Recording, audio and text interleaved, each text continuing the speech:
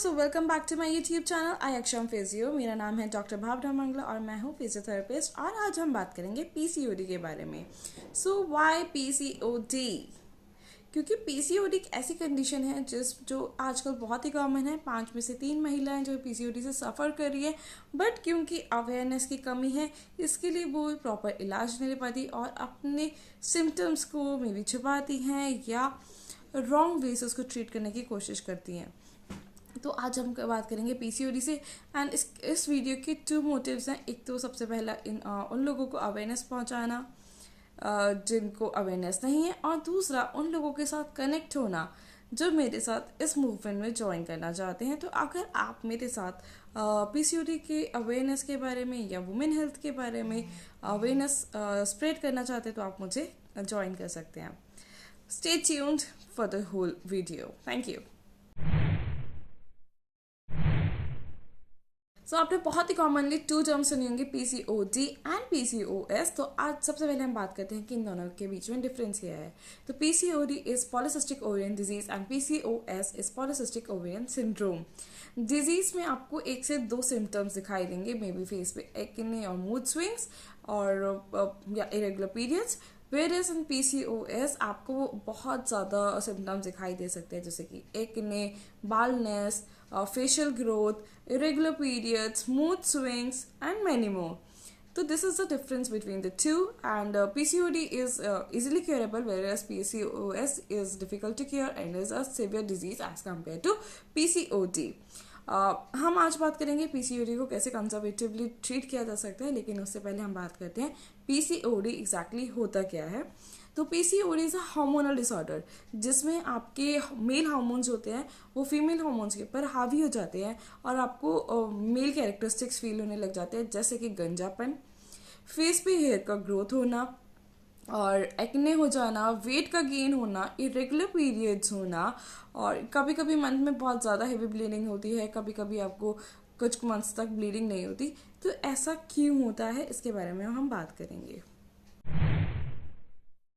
अब हम बात करते हैं पीसीओडी होता क्या है। तो पीसीओडी एक हार्मोनल डिसऑर्डर है जिसमें मेल हार्मोन जो होता है वो फीमेल हार्मोन के ऊपर हावी हो जाता है। इसका मतलब फीमेल बॉडी में टेस्टोस्टेरोन का लेवल हाई हो जाता है और जो हमारी ओवरी का साइज है वो बड़ा हो जाता है।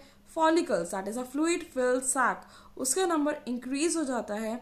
हमारी ओवरी जो है वो इमेच्योर एग्स को रिलीज करना शुरू कर देती है, कभी कभी एग को मिस भी कर देती है, जिसकी वजह से हमारी ओव्यूलेशन साइकिल डिस्टर्ब हो जाती है और फीमेल को कंसीव करने में भी प्रॉब्लम आती है। What are the sign and symptoms of PCOD? आपको इरेगुलर पीरियड्स हो सकते हैं, आपको कंसीव करने में डिफिकल्टी हो सकती है, आपको टेस्टोस्टेरोन का लेवल बड़ा हो सकता है, आपको फटीग हो सकता है, आप थका हुआ बहुत जल्दी महसूस करेंगे, और low sex drive in some cases आपका बॉडी का जो हेयर ग्रोथ है वो इंक्रीज हो जाएगा, बालनेस फील हो सकती है, और इरेगुलर पीरियड्स मिस हो रहे हैं, मूड स्विंग्स बहुत ज़्यादा हो रहे हैं।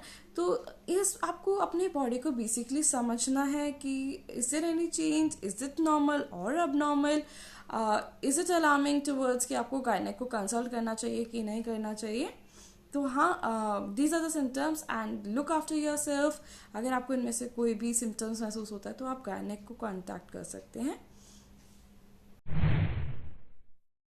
So till now we have learn कि पीसीओडी होता क्या है और उसके साइन एंड सिम्टम्स क्या होते हैं।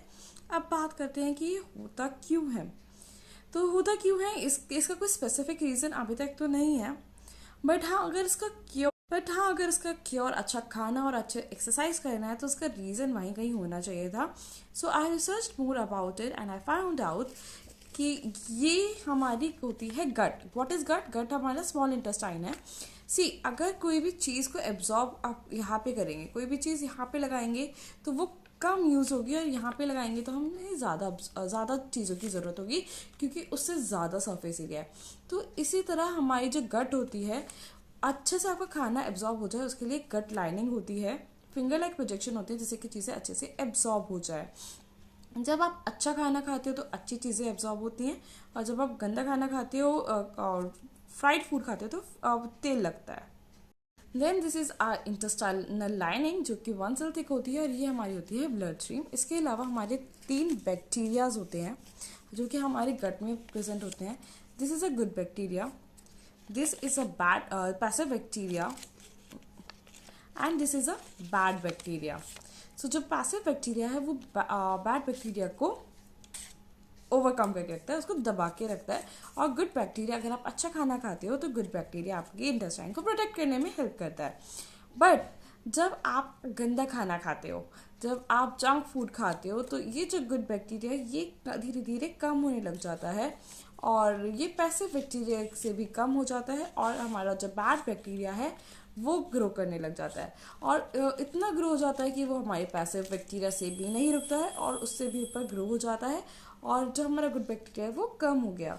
अब ये जो बैड बैक्टीरिया, ऑब्वियसली जो भी कोई भी चीज़ अगर बैड है तो वो कोई भी चीज़ अगर बैड है तो वो डिस्ट्रक्शन में हेल्प करेगा, ठीक है। एक हमारी बॉडी का इम्यून सिस्टम होता है जो कि हमारी इम्यूनिटी को मतलब हीलिंग में हेल्प करता है और बैड बैक्टीरिया की वजह से वो इम्यून सिस्टम भी हमारा डाउन हो जाता है। कोई भी बैड बैक्टीरिया है तो वो हमारे इस इंटेस्टाइनल लाइनिंग को ब्रेक डाउन कर देगा कुछ इस तरह से। And we have commonly heard about stomach ulcers, तो somewhat this is a work of bad bacteria. अगर आप जंक फूड खाते हो तो बैड बैक्टीरिया बढ़ गया और उसने आपकी इंटेस्टाइनल लाइनिंग को ब्रेक कर दिया। अब जो सारी इम्प्योरिटीज़ हैं, जो भी सारा टॉक्सिन्स हैं हमारी बॉडी का, क्या हमने बैड फूड खाया, वो हमारे ब्लड स्ट्रीम में चला जाएगा। अब ब्लड स्ट्रीम से जाने के बाद वो हमारे ब्रेन में जाएगा एंड हमारा जो ब्रेन है वो हमारे हार्मोन्स को रेगुलेट करने में हेल्प करता है। जब आपका बैक्टीरिया ही बैड है तो वो हार्मोन को बैलेंस को इम्बैलेंस कर देगा and their start our imbalances, hormonal imbalances. अब हमारी बॉडी में टेस्टोस्टेरोन का लेवल बढ़ जाएगा, इंसुलिन रेजिस्टेंट हमारी बॉडी हो जाएगी और अब हमारे हार्मोनल डिसऑर्डर शुरू हो जाते हैं, जैसे कि पीसीओडी है, डायबिटीज़ है, थायराइड है, ऑल ऑफ दीज। तो इसलिए बहुत ज़रूरी है कि हम हेल्दी खाना खाएं और अच्छे से एक्सरसाइज करें, जिससे कि हमारी बॉडी में हमेशा गुड बैक्टीरिया हाई पे रहे और बैड बैक्टीरिया लो पे रहे, पैसिव बैक्टीरिया के नीचे दबा रहे, है ना, गुड बैक्टीरिया हमेशा ऊपर है। तो इसलिए हम कहते हैं कि आपको अगर पीसीओडी है तो आप हेल्दी खाना खाओ और अच्छे से एक्सरसाइज करो। सो what are the complications of PCOD? आपको इनफर्टिलिटी सफ़र करना पड़ सकता है, that is difficult in conceiving. आपकी अबनॉर्मल यूट्राइन ब्लीडिंग हो सकती है, कभी कभी बहुत ज़्यादा और कभी कभी you can miss the periods. आपको मिसकैरेजेस का सफ़र करना पड़ सकता है, प्रीटर्म लेबर और प्रीमैच्योर बर्थ हो सकता है, डिप्रेशन, एंजाइटी, ये सारे कॉम्प्लिकेशंस हैं आपके पीसीओडी के।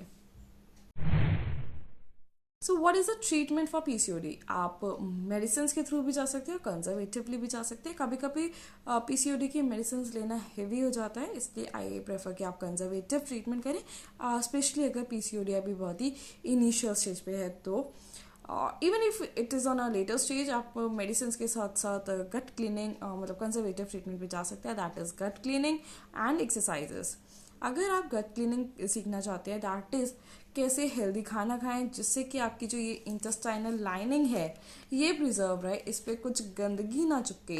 देखो, अगर आप कुछ भी जंक फूड खाते हो, ऑयली ग्रीसी फूड खाते हो, तो वो ऑयल और ग्रीस यहाँ पे चिपक जाएगा और कोई भी ऑयल या ग्रीस अगर आपकी इंटेस्टाइनल लाइनिंग पे चिपक जाएगा तो आप कितना भी हेल्दी खाना खाओगे तो वो एज अ फैट स्टोर हो जाएगा, क्योंकि ग्रीसी चीज़ पे एब्जॉर्प्शन प्रॉपरली नहीं होता है। इसलिए इस गट लाइनिंग को क्लीन करना बहुत ज़रूरी है। कैसे करना है सही तरीका सीखने के लिए आप मुझे कांटेक्ट कर सकते हैं। कौन कौन से आपको एक्सरसाइज करनी चाहिए वो भी हम आपको सिखाएंगे। अगर आप इनमें से कुछ भी सीखना चाहते हैं तो आप मुझे नीचे दिए हुए कैप्शन में कांटेक्ट कर सकते हैं और साथ में अगर आप मेरी ये मूवमेंट को जिसमें हम पीसीओडी को स्प्रेड कर रहे हैं, अवेयरनेस स्प्रेड कर रहे हैं, आप मुझे ज्वाइन भी कर सकते हैं। Thank you.